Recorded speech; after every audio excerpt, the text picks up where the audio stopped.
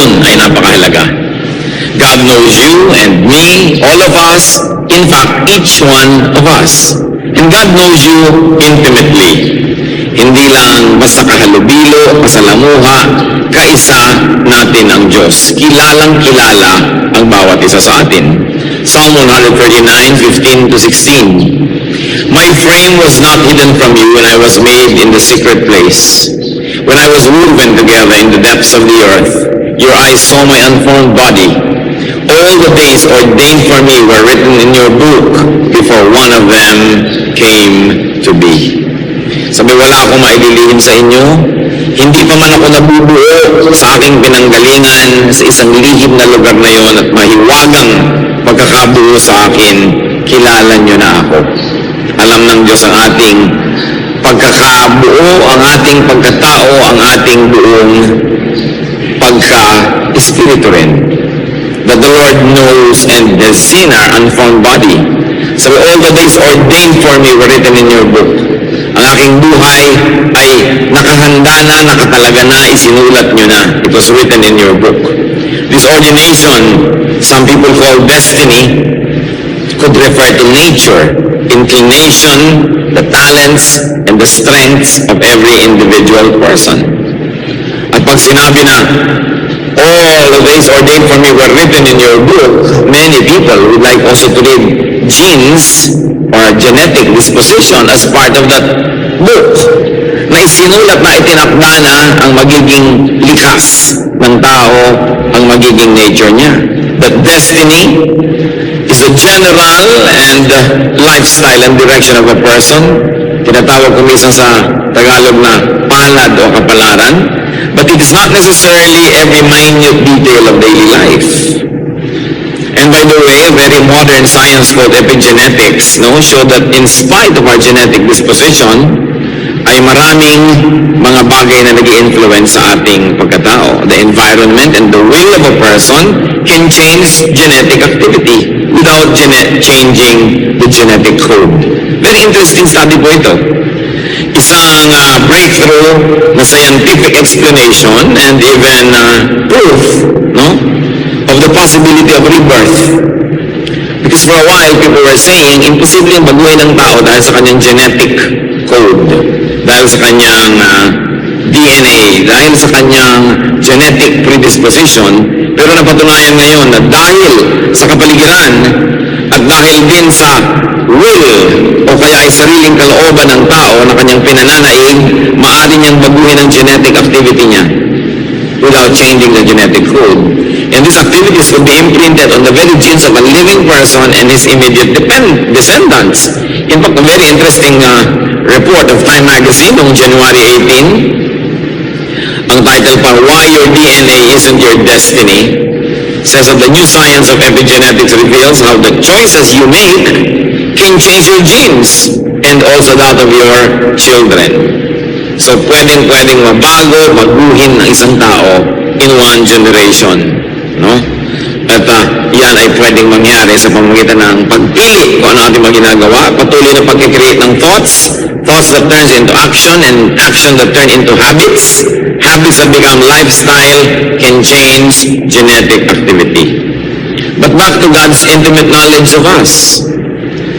So kung tayo nililikha pa lang, binubuo pa lang tayo, genetic level pa lang, kilala na tayo ng Diyos, talagang alam niya kung ano ang bagay at dapat mangyari sa ating buhay. Pero hindi naman marahil ibig sabihin, pati pagpili mo kung mainit o malamig ang kakainin mo ngayon, kung ano isusuot mo bukas, ay tinakda ng Diyos. Pero binigyan ka niya ng isang naturalesa, isang natural na pagkatao na nakahilig sa mga bagay, na kung susundin mo yung hilig na yun at pagbibigyan ka ng kapaligiran at mangyayari yun, magaganap sa'yo yung talagang nakatakda at dapat maganap sa'yo.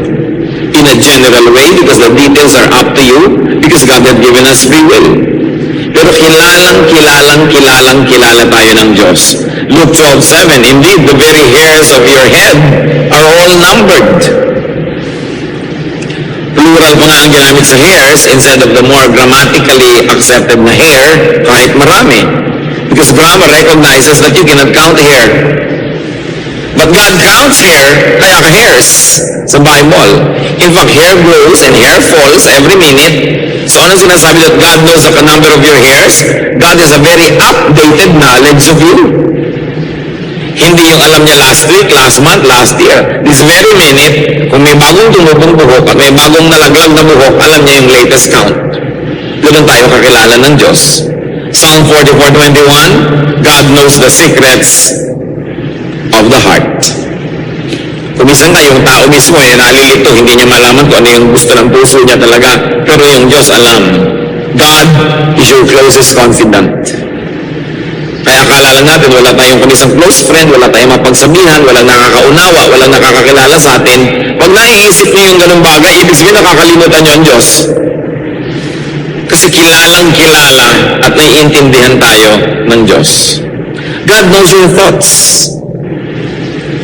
Jeremiah 12:3, you know me, O Lord, you see and test my thoughts about you. Nakikita ba ang thoughts? Hindi. Pero nakikita ng Diyos. Basa niya ang ating iniisip at lalo niyang sinusuri, sinusubok kung paano tayo nag-iisip tungkol sa Kanya. Psalm 94:11, the Lord knows the thoughts of man. In Psalm 139 verse 2, you perceive my thoughts from afar. Luke 16:15, God knows your hearts. Anong kahulugan ng ganitong mga katotohanan sa atin, mga kapatid? Kung kilalang kilala tayo ng Diyos, alam niya ang ating iniisip, therefore you can easily invite God into your thoughts. Pag nag-iisip tayo ng mga tukso, imbitahin agad natin sumali ang Diyos sa usapan para mawala yung tukso at matalo. Pagka tayo nakakapag-isip ng mga nakakasira ng loob, nakakatakot, nakakapanlumo, nakakanerbiyos, agad-agad isali ang Diyos sa pag-iisip at sa usapan para yan ay mapagtagumpayan. Napakahalaga ng application ng katotohanan that God knows our thoughts. And because we can change our thoughts by will, and because God likes to assist us in changing our thoughts unto what is good or better or best, then our thoughts need not oppress us. Kadalasan na nagpapahirap sa tao yung iniisip niya. Yung kinakatakot niya, yung nervyos niya, yung hirap ng loob, yung hindi niya maunawaan. Kung minsan nga, may hindi ka lang maalalang pangalan o lugar, hirap na hirap ang loob mo hanggang kailangan maalala mo yan. Kung pwede nga mag-text ka kahit sa ka-eskwela mo na lang sa malayong bansa na ngayon, maalala mo lang yung pangalan ng isang kaibigan mong hindi mo maisip-isip. Ginagawa ng iba yan, hindi sila matahimik. Pero naaalaala yun ng Diyos. At ang Diyos ay kapiling natin sa pag-iisip. Kaya hindi natin siya dapat iniiwan. Magpapasya ka, magtanong ka sa Diyos. Meron kang gustong maunawa, makikonsulta ka sa Diyos. Bago tayo makikonsulta kung kani-kanino. Madalas, kung malapit lang tayo sa Diyos, pag mali na pala yung nagawa natin at may mga bunga na yung kamalian. Sa simula pa lang, thought pa lang, kasali na yung Diyos. Therefore, kasama siya sa execution for it to become an action. Thoughts pa lang, action pa lang, kasama na. Paano magiging mali ang pupuntahan ng ating buhay? God knows your words. Mga salita natin lahat, may katuturan man o wala, maganda man o hindi maganda, alam ng Diyos. Psalm 139 verse 4, before a word is on my tongue, you know it completely, O Lord. Bago pa man mamutawi ang salita sa aking labi, alam niyo na. Bakit alam? Kasi nga alam ni Lord yung ating genetic predisposition, alam niya yung ating nature, alam niya yung ating likas. So, alam niya, hindi niya tayo pinagsasalita na parang robot, pero alam niya kung anong sasabihin natin. Parang kung kilala mo isang tao, parang alam na alam mo magiging reaksyon, pero kung minsan nagkakamali tayo, pero ang Diyos, ganun ka-intimate ang pagkakakilala niya sa atin. So the Lord knows our vocabulary, and the Lord knows the kind of words that we might say. Matthew 12:36, but I tell you that men will have to give account on the day of judgment for every careless word they have spoken. Alam din natin, dahil alam ng Diyos ang bawat salita natin, we will be rewarded for every good word we say. Ang katotohanan niyan, hindi na tayo kailangan maghintay pa ng judgment day para tayo maparusahan o magantimpalaan para sa ating mga salita. Sa buhay na ito pa lang, tayo'y nakikinabang na kung tayo'y marunong at magandang magkorte ng salita at tayo nagbabayad at nagdurusa na kung wala tayong kwenta magsalita. Kasi yung mga tao natutuwa o nagagalit sa atin dahil sa bitaw natin ang mga salita. At ang tuwa o galit ng kapwa ay gantimpala o parusa sa atin. Sapagkat pag sila natutuwa, marami silang willing na gawin ang mabuti para sa atin. At kung hindi naman sila natutuwa, kahit kaya na nilang gumawa ng mabuti, ayaw nilang gawin. O gumawa man, konti lang. Kung minsan gagawin ka pa nga ng masama dahil nagalit sa'yo, dahil sa iyong salita. And we must never forget that every word we say is recorded in eternity. May katumbas na gantimpala at parusa ang bawat salitang namumutawi sa ating labi. Bakit? We have to be responsible for our speech. Because speech is great power, and is a great power that comes from God. Kaya nating bumuo o sumira dahil sa pananalita lang. Kaya nating umakay o magtulak, kaya nating magbigay ng liwanag o dilim dahil sa pananalita. At ito ang isang kailangang lubos na makontrol ng tao, ang kanyang pagsasalita. Alam ng Diyos lahat. Ngayon, kahit hindi natin i-verbalize, nasa isip pa lang alam niya na rin kasi alam niya yung thoughts. Paano tayo maglilihim nun?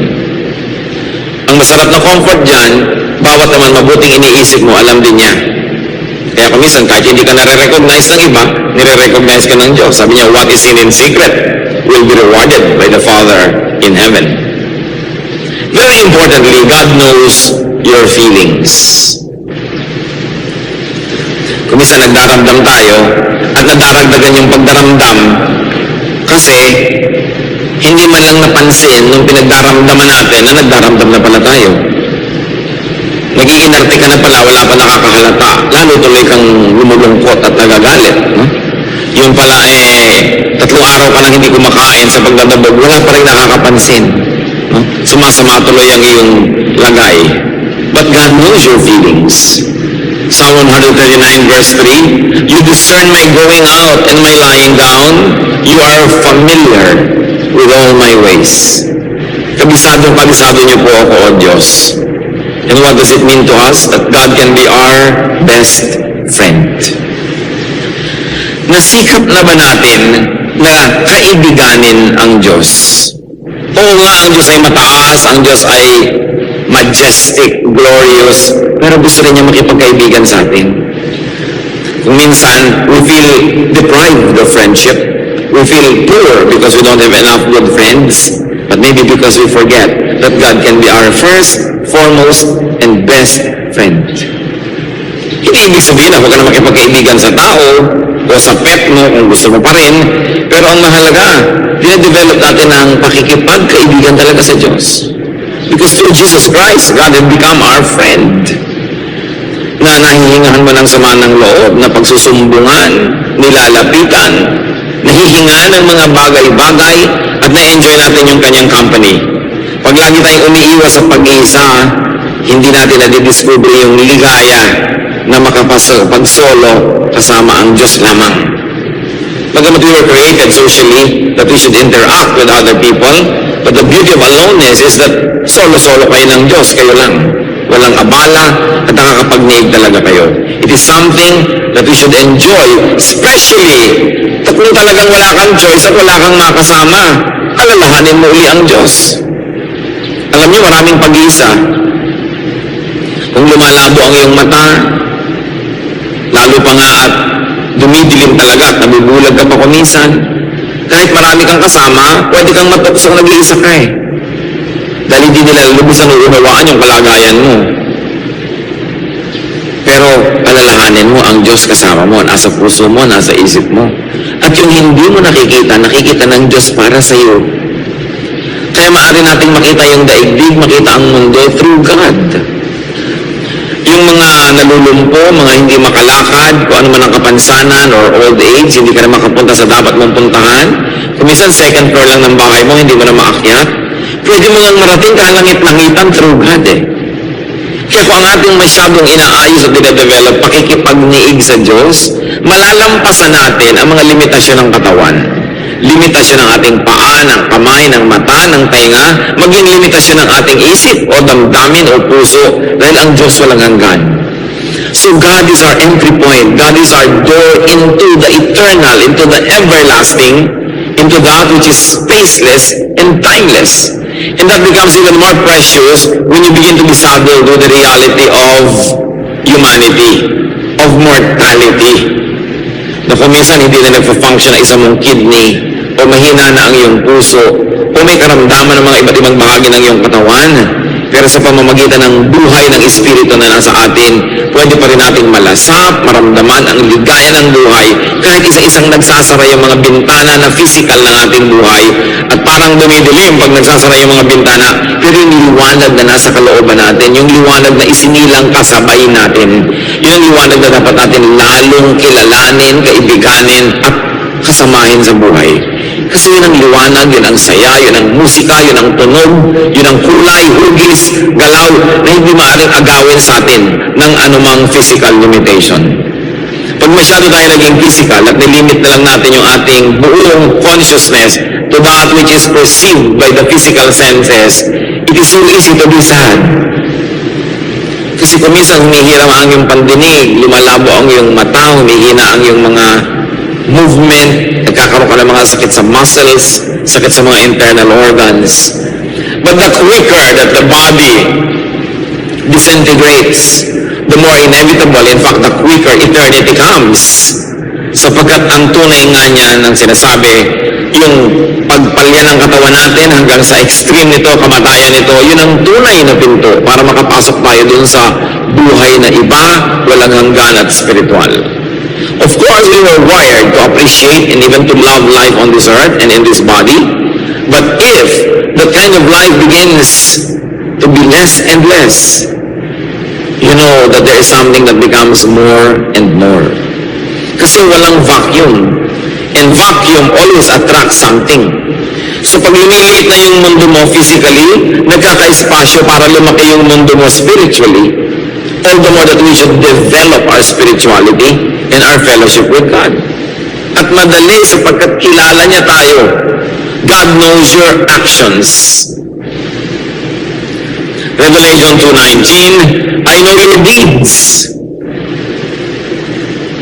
your love and faith, your service and perseverance. Maraming naglilingkod sa Diyos. Masaya na kahit hindi sila mapansin ng iba kasi alam naman nila pinapansin nyo ng Diyos. Meron din naman mga naglilingkod, masama loob pagka hindi nare-recognize, hindi napapalakpakan, hindi nakikilala, maaari natin dapat na suriin kung sino bang pinaglilingkuran natin, ang pagkilala, ang palakpak, ang recognition ng tao, o yung Diyos na nakakakita ng lihim. At sapagkat wala namang lihim sa Kanya, at siya ay Diyos na makatarungan, alam niyang gantimpalaan ang lahat ng mabuti nating ginagawa. Lalo't sikreto. Mas gusto ng Diyos yung mga sikretong mabubuting gawa. Sabi niya, do not sound trumpets before you when you give alms to the poor. Huwag na kayong tumawag ng pansin pag gumagawa kayo ng mabuti.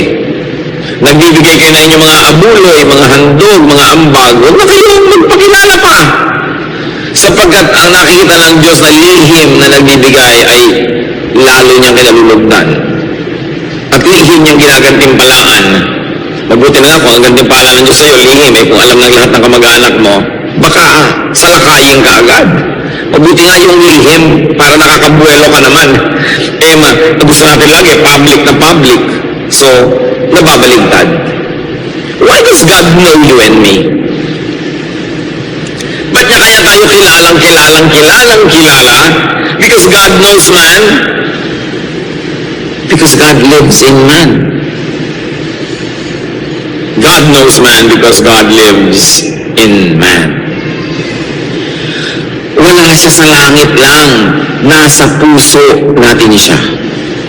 Wala siya doon sa mga ulap o sa malalayong mga planeta at bituin. Nasa kaloob-looban siya ng ating diwa. Genesis 2:7, the Lord God formed man from the dust of the ground and breathed into his nostrils the breath of life, and the man became a living being. Makapangyarihan itong kaisa-isang sentence na ito. nung nilikha ng Diyos ang tao, inihingan niya sa tao yung sarili niyang hininga. Parang CPR, parang resuscitation yan. Yung hindi na makahinga, biglang bubuksan mo ang bibig at bubugahan mo siya ng hininga mo, papasok sa kanyang hininga, at nabubuhay siya dahil sa inihinga mo. Yan ang ginawa ng Diyos. At of course, higit pa dyan. Yun lang ang kaya nating intindihin kasi yun lang physical na alam natin eh. Pero yung ibinigay niyang buhay sa atin ang galing sa loob niya. Hindi niya pinita sa puno, hindi niya kinuha sa ilog at inilagay sa iyo. Galing sa Kanya. Sumanib ang Espiritu ng Diyos sa lupa. At yung lupa na sinaniban ng Kanyang Espiritu, yun ang naging tao. May bahagi na galing sa Diyos, may bahagi na galing sa lupa. Hindi lang siya lupa at hindi naman siya Diyos. Pero nasa Kanya ang Espiritu ng Diyos at nasa Kanya yung katawan ng lupa. Mahiwaga, makapangyarihan, napaka-special ng tao. God's Spirit is given to man, God's Spirit lives in man, and God's Spirit will return to God after death. Pag ninamnam niyo to, ang sarap-sarap mamatay. Dahil biruin mo, babalik na yung Espiritu mong ipinahiram, babalik sa Diyos, never the same.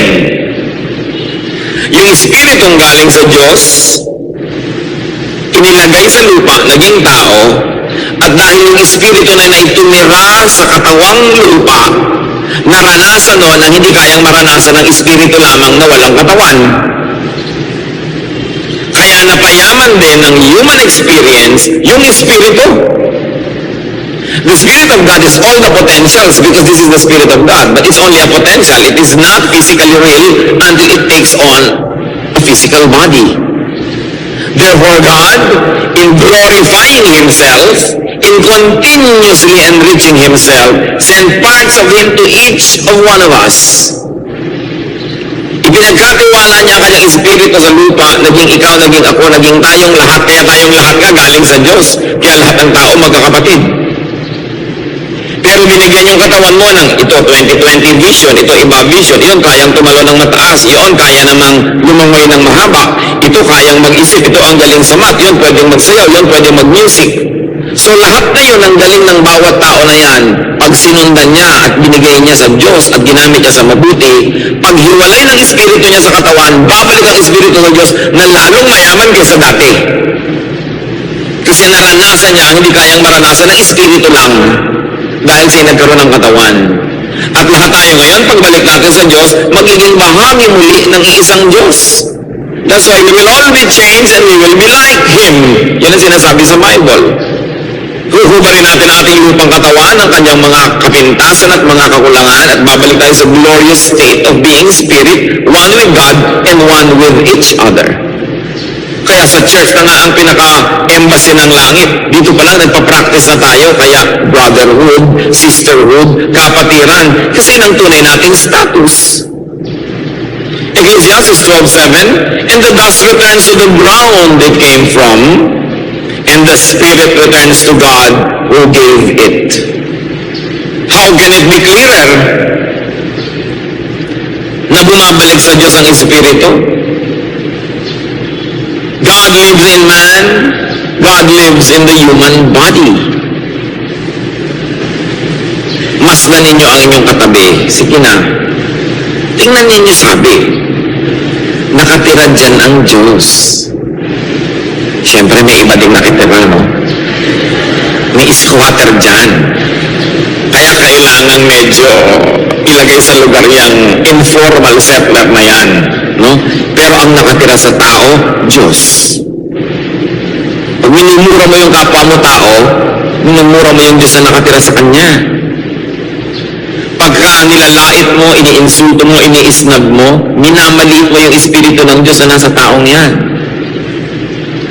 Pag sinasaktan mo, pinagtataksilan mo, kinakawawa mo, ginugutom mo, ginagawa mo yun sa Diyos. Kaya ang sabi ni Jesus, whatever you do to the least of these, you do to me. Meron ka man pwede gawin sa kapwa mo na hindi mo ginagawa sa Diyos, nakatira sa Kanya yung Diyos. Magamat may squatter din, ha? Dapat malinaw yan. 1 Corinthians 6:19, do you not know that your body is a temple of the Holy Spirit, who is in you, whom you have received from God. Kinukalaga yung tao. Kaya kung kaya mong sagipin yung tao, batang natutulog sa kalsada, mabigyan siya ng shelter, ng makakain, gawin mo yun. Alang-alang sa Espiritu ng Diyos na nasa Kanya. Kaya dapat natin lutasin ang poverty.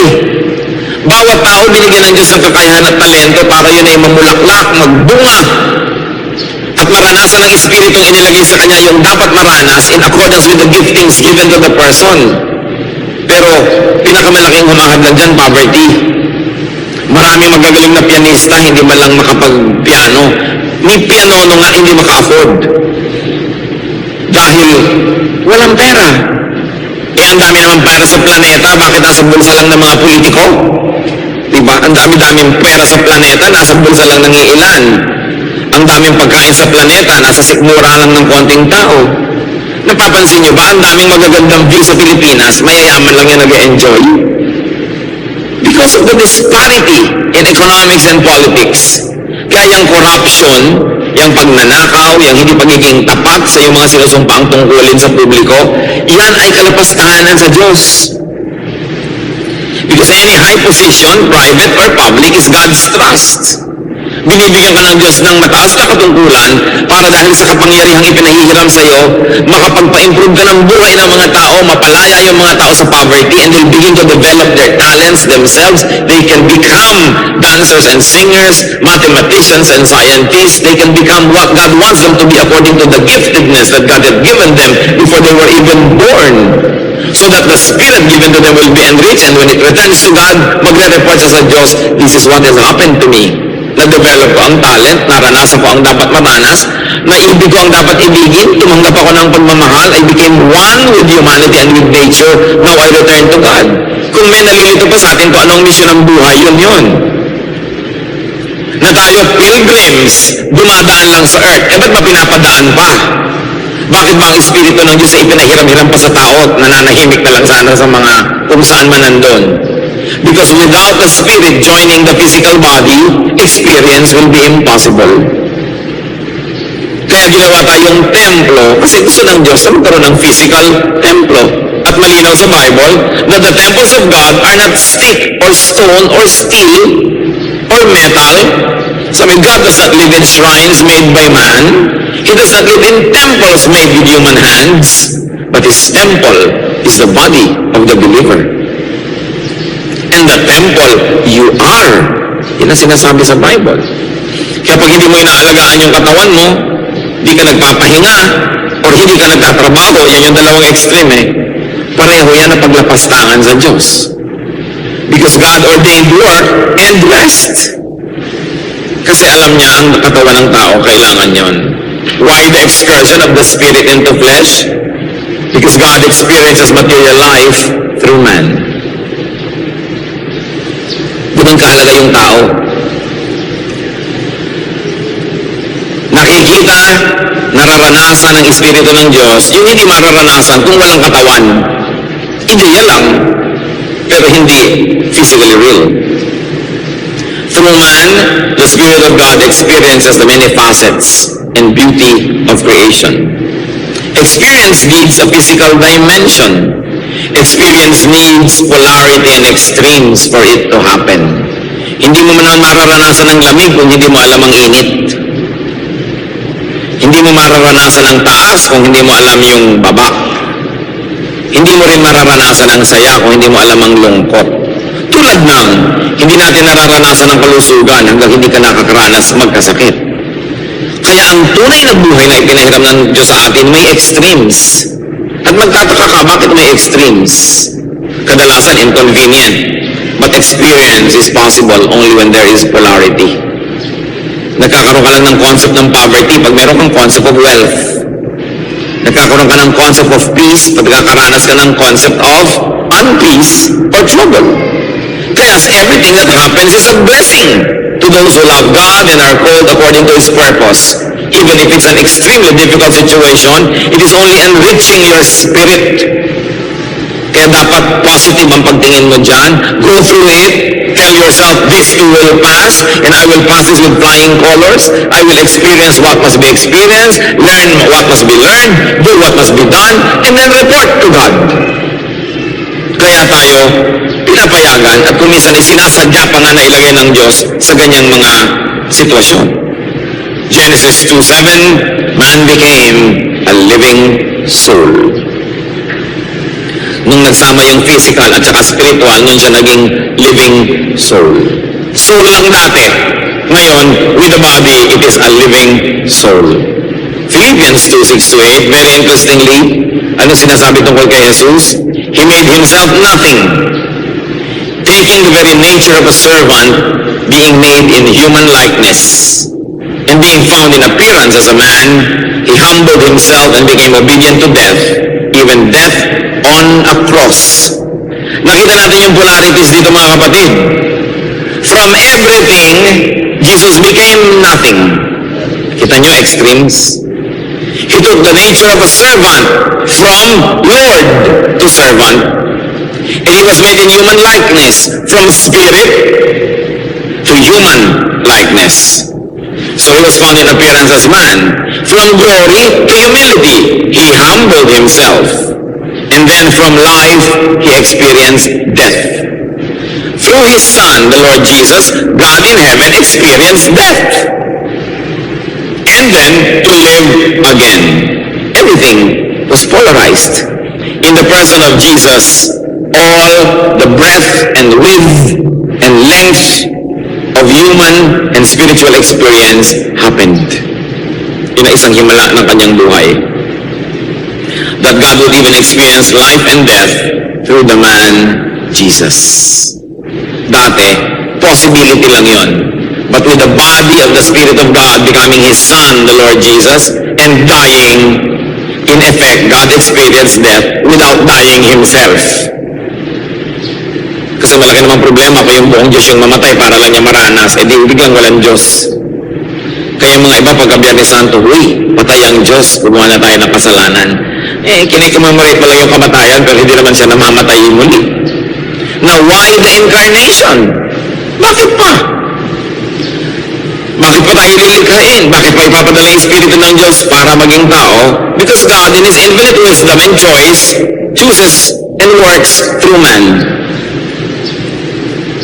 Hindi niya pinapaliwanag, pero kung may ginagawa ang Diyos, gusto niya, pinapagawa niya sa tao. 1 Samuel 2:35, I will raise up for myself a faithful priest, who will do according to what is in my heart and mind. Pwede naman kausapin ng Diyos lahat ng tao directly, di ba?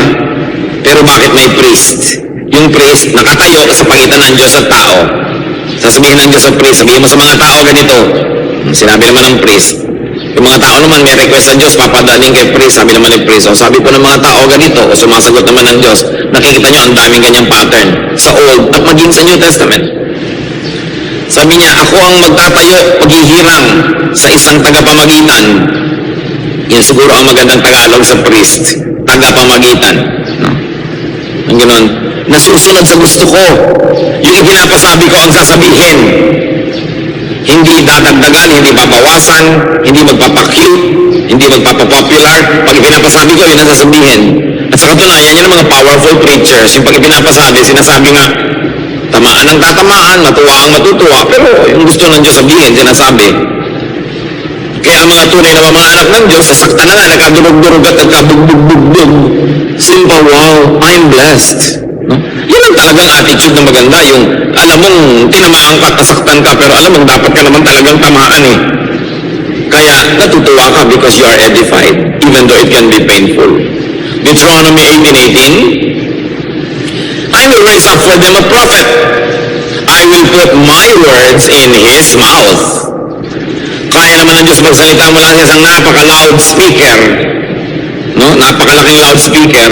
Madinig ng lahat ng tao. Pero pumipili talaga siya ng mga tagapagsalita. Style niya yun eh. So susunod na lang tayo.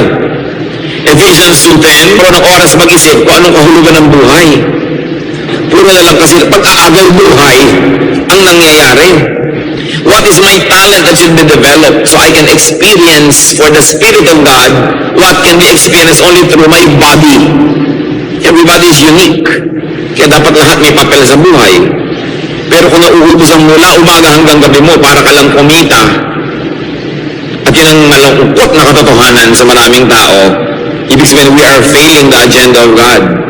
That's why the people of God must wage war against poverty, must expose and fight corruption, must make wealth and redistribute the wealth of the planet through political, economic, and social power.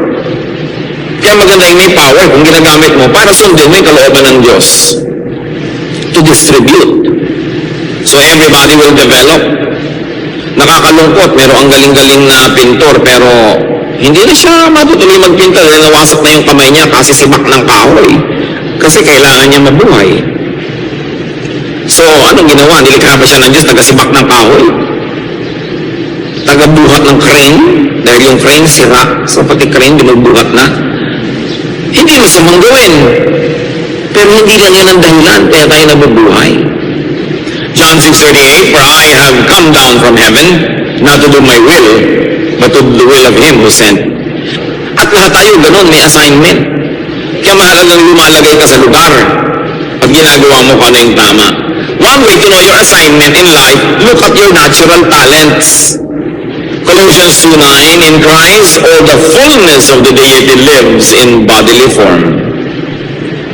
Ang buong-buong kabanalan, kaluwalhatian ng Diyos sa langit ay nabuhay sa loob ng katawan ni Jesus.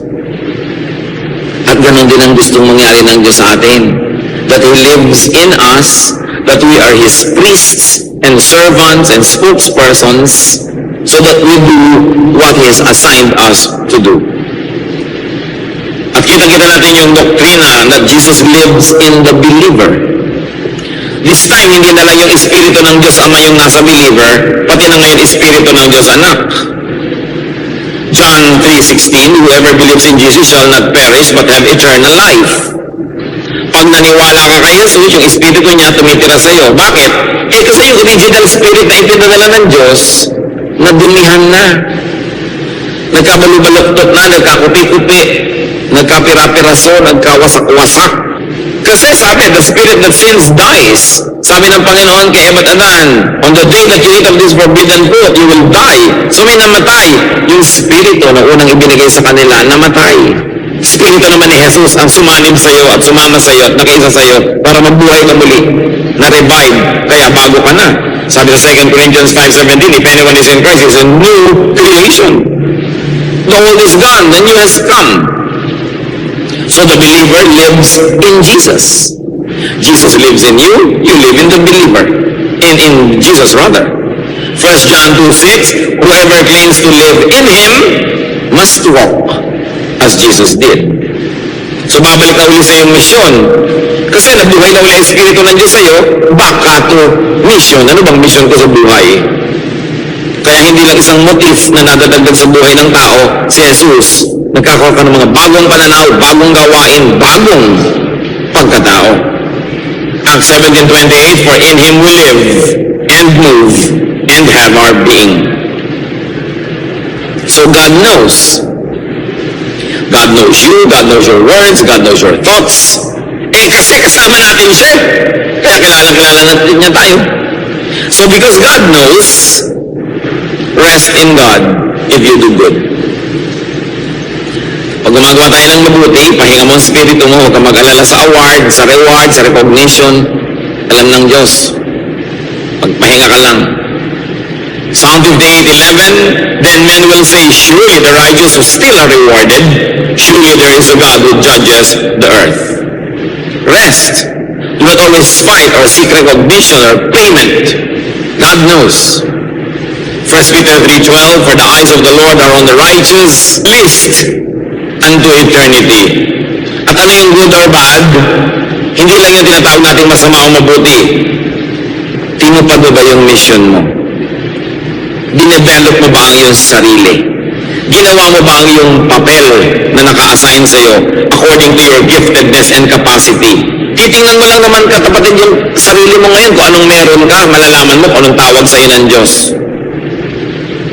maganda kang kumanta. Natural, tinatawag kang kumanta. Alam nga naman kumanta para sa sanlibutan. Sa Panginoon. Although kung may hanap buhay kang kumakanta ka sa ibang lugar, hindi naman yun masama. Naghahanap buhay ka. Pero dapat may kaparte ang Diyos sa talent mo.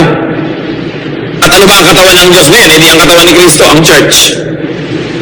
Alam na alam. May oras ka, ang dami mong oras. So anong papel mo sa church? Di lagi kang nandun. Konti lang ang oras mo, pero ang dami-dami mong pera. So ano na alam ang papel mo? Donor. Wala kang oras pero may ibibigay ka naman. Ikaw naman ay engineer, ikaw naman ay architect, may construction, ang mga kapilya, alam mo papel mo, hindi mahirap yan isipin sa buhay. Instrumentalist ka, teacher ka, binigyan ka ng Diyos ng gift so that you can participate in the body of Christ and in the world as well. May pananagutan ka sa buong kapaligiran. So yun yung good or bad. Ang tanong, ikaw ba, ilang na-compose mong kanta? Wala po. Judgment seat na to, ha? Binigyan kita ng talent mag-compose, anong ginawa mo?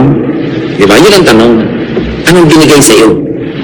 Parang yung mga taong binigyan ni Jesus ng talent, 10 talents, 5 talents, 1 talent, na naman pera naman yung talent na yun. Pagbalik niya, sabi niya, anong ginawa mo? Anong ginawa mo? Anong ginawa mo? Hindi sa talent ng iba, sa talent mo. Kaya hindi ka dapat naiingit sa iba Ang galing naman nun, kung gano'n lang ako, may gagawin akong gano'n. Hindi nga ikaw yun Ikaw ay ikaw. So tingnan mo kung sino ka, yun ang papel mo sa buhay. At kung ano yung binigay sa iyong likas, i-develop pa. Yun ang isa sa mga pananagutan mo sa Diyos, kung anong pinagagawa mo sa iyong talento. Nagamit ba yan sa kaluwalhatian ng Diyos, sa ikabubuti ng tao, ng mundo? Maiksi lang naman ang assignment natin dito, 50, 60, 70, 80, 90, 100 years. Sandali-sandali. Dapat hindi tayo mag-aksaya ng panahon. Talaga. So God knows you intimately. God lives in you. Not for 1 minute that you should forget that you were created for a purpose. And the purpose is for the God to live in you. For the Spirit of God to experience the physical world through you. And to do good in the physical world through you. So, live according to design. Let God's Spirit experience the material world through you. And return to God with mission accomplished. Therefore, because you belong to God, you belong with all other living creatures.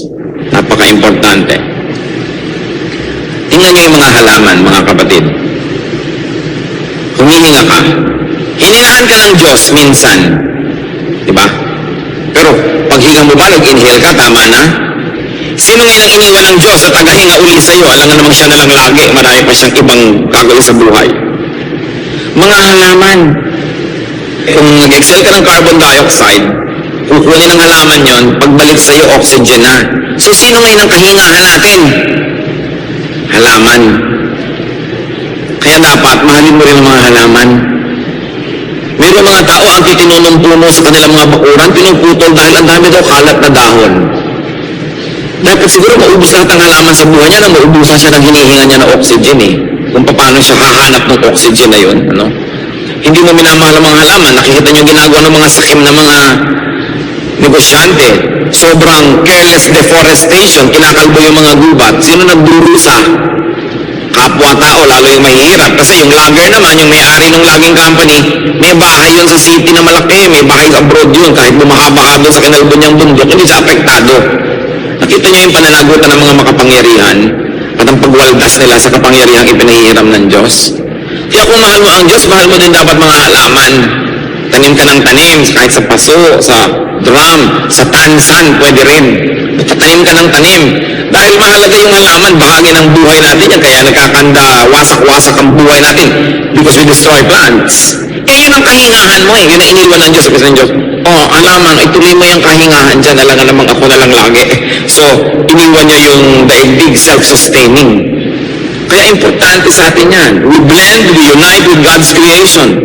You participate in nature, you nurture nature, and you allow nature to nurture you. God understands and knows you. God guides you. And God awaits you return to the realm of the Spirit, to the realm of the divine,